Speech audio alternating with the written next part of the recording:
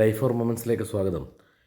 എനിക്ക് ഇന്നലെ രാവിലെ ഒരു 10-10:30 ആയപ്പോൾ സൈബർ സെല്ലിൻ്റെ പേരിലൊരു വ്യാജ കോൾ വന്നു.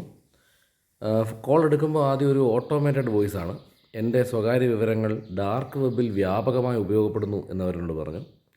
ഇതിനെപ്പറ്റി 2 മണിക്കൂറിനുള്ളിൽ പരാതിപ്പെട്ടില്ലെങ്കിൽ എൻ്റെ പേരിൽ നിയമ നടപടി സ്വീകരിക്കുമെന്നും അവർ പറഞ്ഞു. തുടർന്ന് ആ കോള് ഫോർവേഡ് ചെയ്യപ്പെട്ടു. ആ കോള് ഒരു സൈബർ സെല്ലിലെ ഉദ്യോഗസ്ഥൻ എന്ന് സ്വയം പരിചയപ്പെടുത്തിയ ഒരാൾ ഫോൺ അറ്റൻഡ് ചെയ്യുന്നു. ഇത് വ്യാജമായ ഒരു കോളാണ് എന്ന് തോന്നിയത് കൊണ്ട് സത്യത്തിൽ ഞാൻ ചിരിച്ചുപോയി. ഞാൻ ചിരിച്ചുകൊണ്ട് സാർ പറയൂ എന്ന് പറഞ്ഞു. അവർക്ക് അവരുടെ കള്ളത്തരം മനസ്സിലായി എന്ന് തോന്നിയത് കൊണ്ടാകാം ഫോൺ ഉടനെ കട്ട് ചെയ്തു. ഇതുപോലുള്ള കോളുകൾ നിങ്ങൾക്കും വരാം. ദയവായി നിങ്ങളതിൽ വഞ്ചിതരാകാതിരിക്കുക. ആ വോയിസ് ക്ലിപ്പ് ഇതാണ്. There is an important notice from Cybercrime Department. Your personal credential has been used on dark web continuously. If you do not report in 2 hours, we will take legal action against you.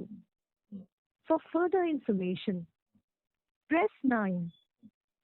Cybercrime Department in Mukhya Arivippu ulladu.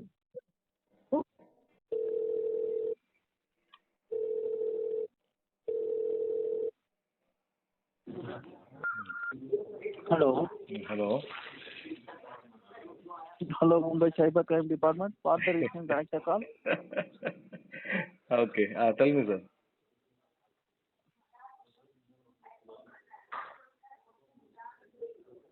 Proceed. Tell me, sir.